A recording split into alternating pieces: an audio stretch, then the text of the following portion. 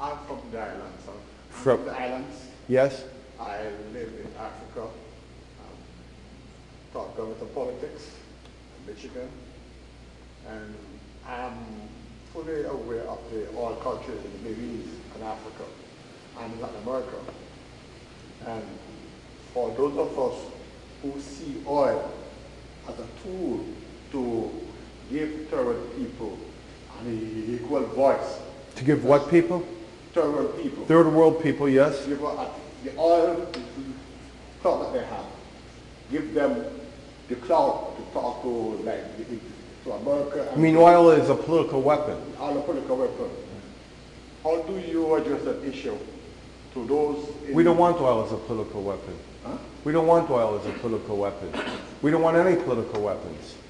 The people in the third world should not have a commercial occupation or diversion because of oil, and they should not be able to use their oil to harass, intimidate, or use petropolitical pressure on the developed and industrial world.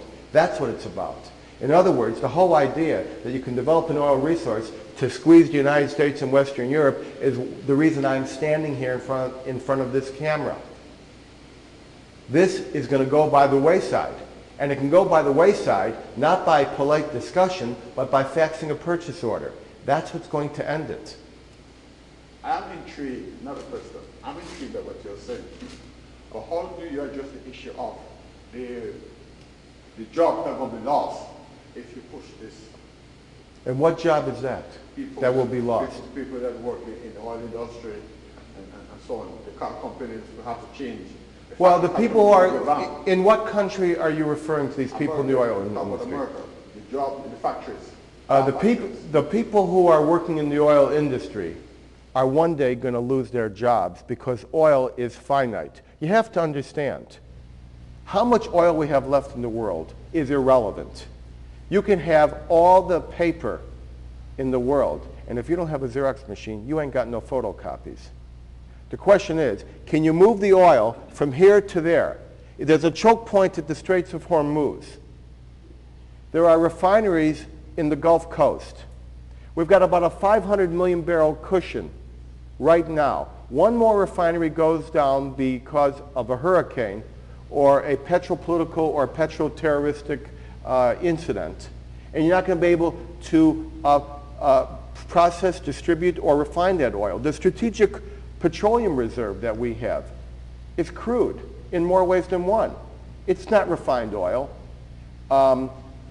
If you're saying that we should have a stranglehold, that people have jobs in oil, that's not the answer. The fact of the matter is that there will be plenty of jobs to go around for people who will be involved in wind, in batteries, in electric cars, in manufacturing, in supplies. Remember, entire economies are built around the automobile.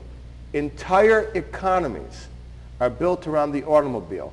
They don't have to be built around oil. And all these workers in the local states, in the oil exporting states, are not making a great living off of oil. That great living is going out of the country. And right now, there is such a huge transfer of wealth from the United States to the oil oligarchs and the oil monopolists that the real question of economic survival is one of energy independence. The next question. Yes, Dave. What countries in the world are getting it right or headed in the right direction? The question is, what countries are getting it right? Well, after the oil shock, everybody here remember the oil shock of 1970s? Okay, the long lines.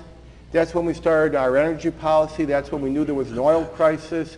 All of that. What did we get? We got Navigators, Escalades, Hummers, Explorers. We got greater dependence on foreign oil because we were distracted.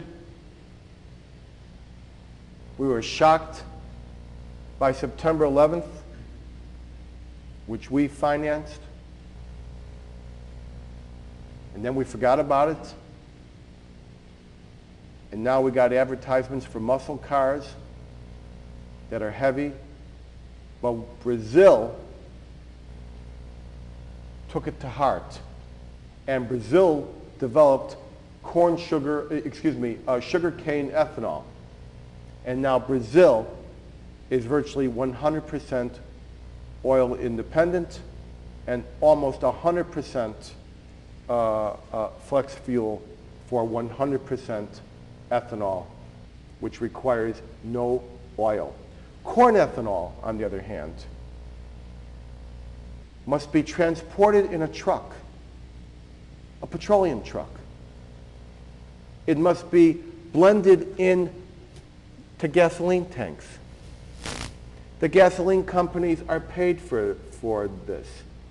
As a result of this, this raises the cost of corn and agricultural price. It's a whole system. If the presidential caucuses were held in New Mexico instead of Iowa, no one would even know what corn ethanol is. But that's not the case. Part of the problem is the public doesn't know the question to ask.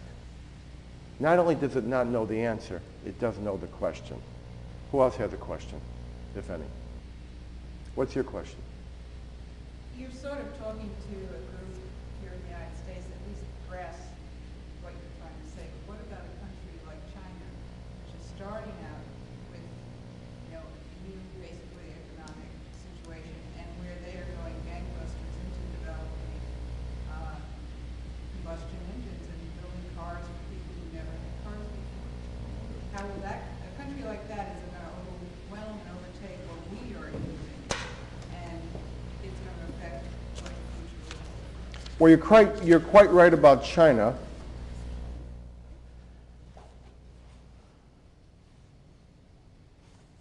China is just about the largest oil-consuming for its genre, is one of the fastest growing oil-consuming nations around.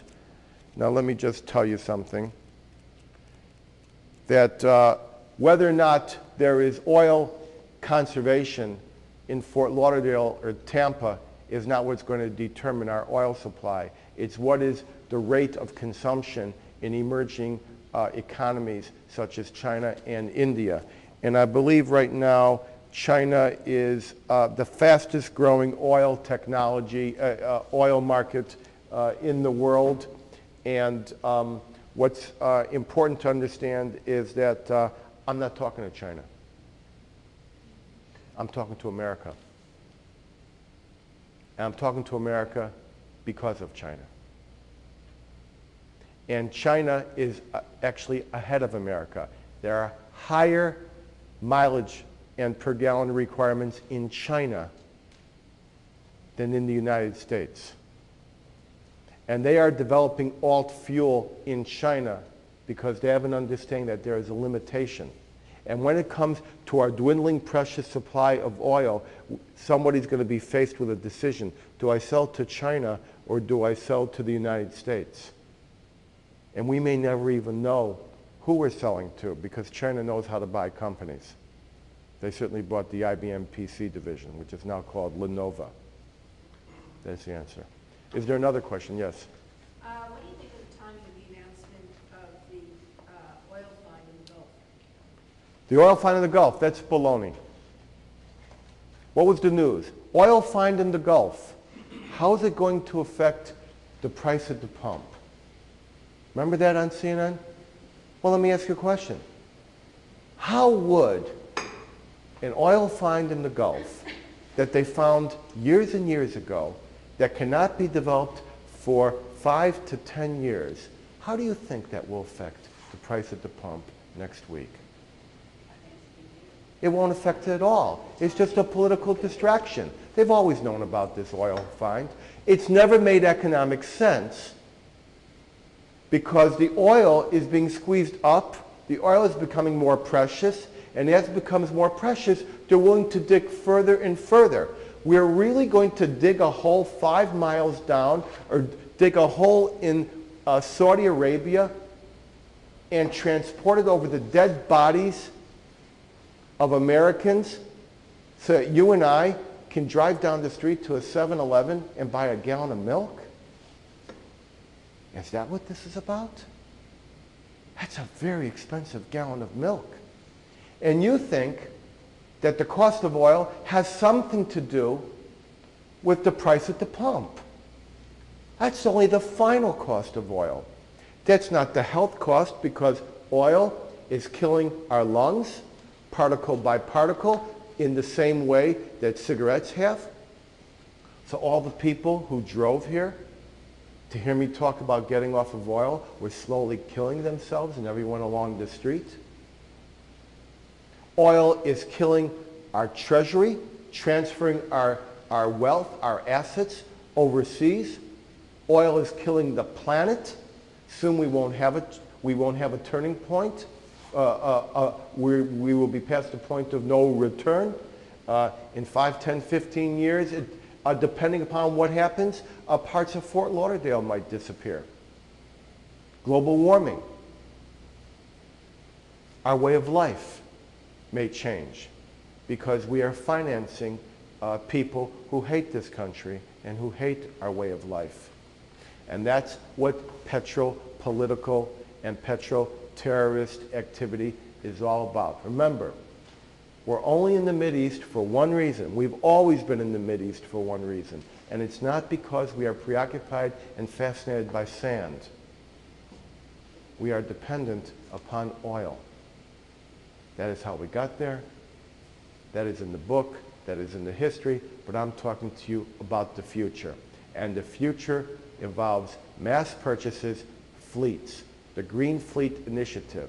I'm launching it today with no one's permission, but with the public's endorsement, because everybody wants a way out of our crisis. Another question. Sir. Yeah, in 2000 there was an article in Vanity Fair about the new administration. They were talking about the fact that hailing from the oil patch, fiercely American, very patriotic, and they couldn't see a barrel of oil priced up high enough. And I'm wondering if the current administration, I want to go back to something you said, it's about the fax machine, not the ballot box.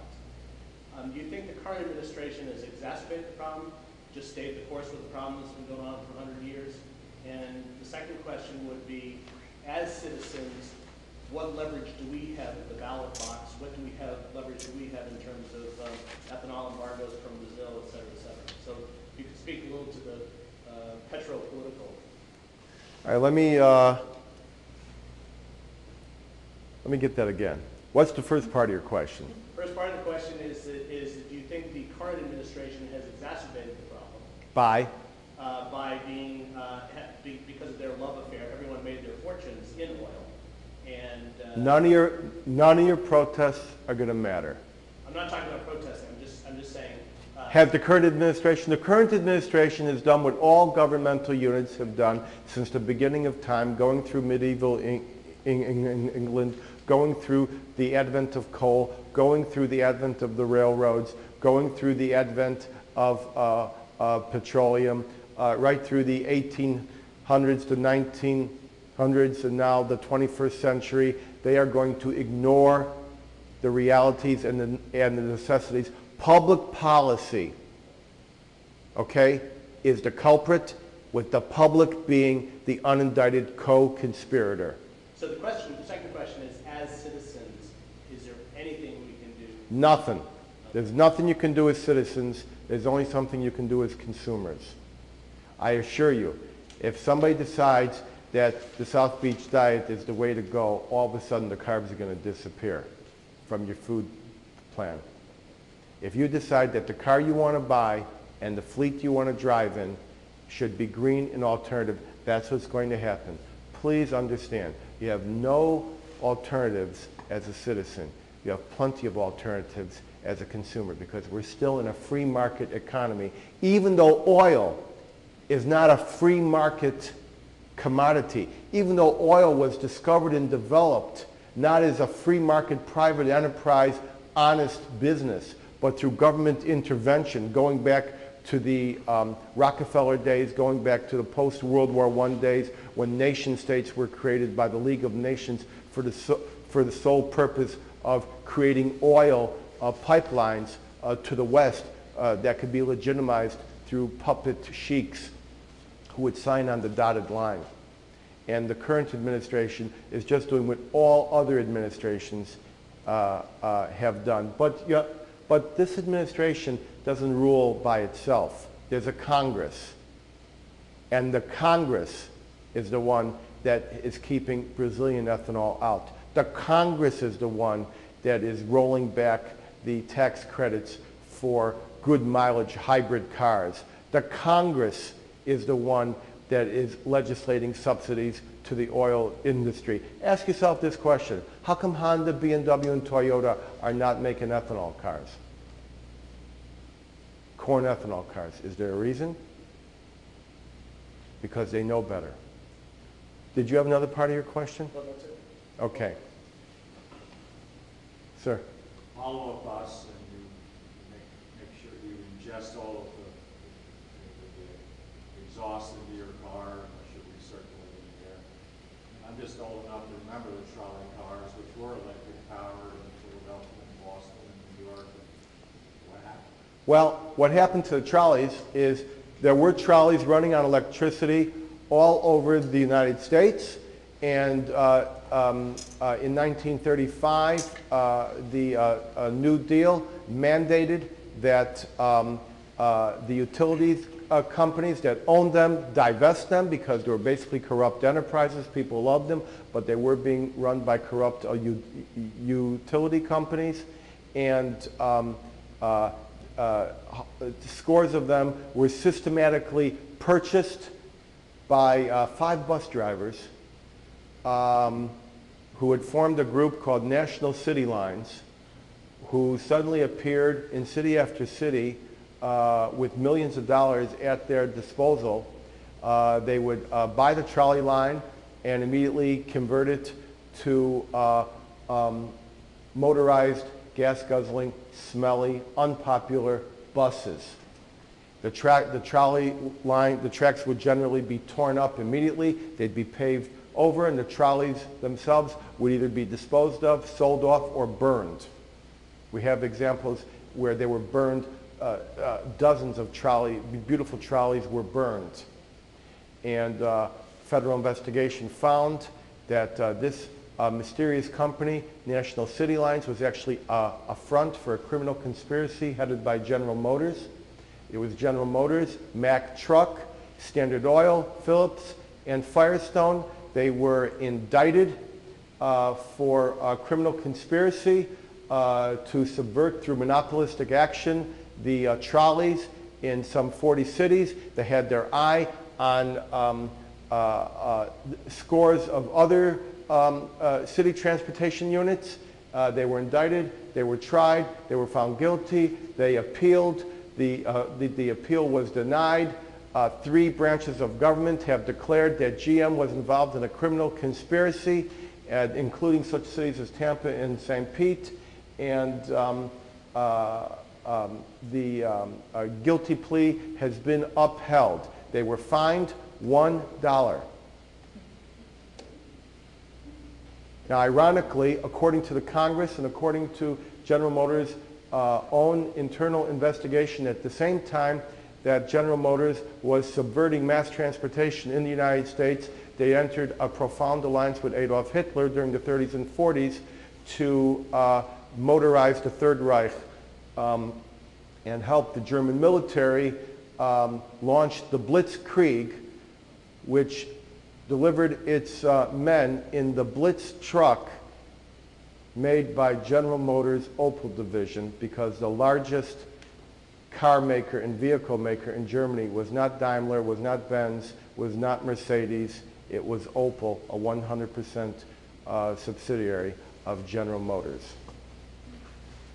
That's what happened to the trolleys, and that's what happened while the trolleys were being undermined. Another question? We ask all day, the trains, same thing. Trains? Okay. There were electric trains.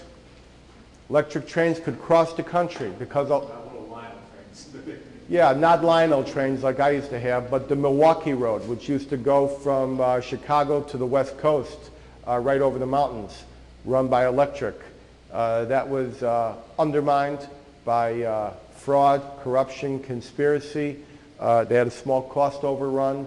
I believe it was supposed to be originally a $24 million construction, and I believe it had a $250 million cost overrun, and it went out of business. And so what they do is they tell you it's not economical. What they don't explain is that it's not economical because of all the powers of fraud and conspiracy and self-dealing that make it impossible to deliver transportation to a country that deserves it and that needs it on a basis that is economical and honest. You have a question in the back? Yeah, with regard to global warming and pollution and those issues, and China becoming the largest oil consumer, they have billions of people, we have millions of people. Even if we take the track route that we take, in the long run, won't the world be just even more, let's say we take the right road for your construction,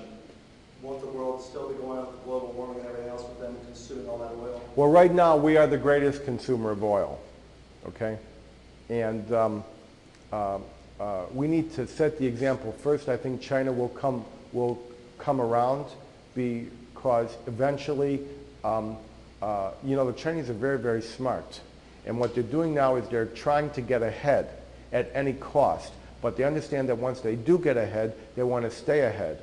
And in order to stay ahead, they have to have a planet to live on. And so they understand that global warming is a reality. And if we subtract our destruction of the environment, we've already made an important impact in saving this planet. I don't know if we can still save it. I guess the second question would... You know, once you melt an ice shelf, you can't unmelt it. You can replant the Great Plains, which have been converted from grass to corn, but you can't unmelt an ice shelf. What's your next question? The second question is with regard to oil in general, petroleum products, not just gas engines and things like that. What roughly is the percentage of what we're using for combustion vehicles, things like that, versus plastics and things like that? About 63% of all the oil used in this country goes to what we call the transportation sector. That will include trains, that will include ships, that will include planes, that will include passenger cars, buses, etc. Thank you very much, ladies and gentlemen.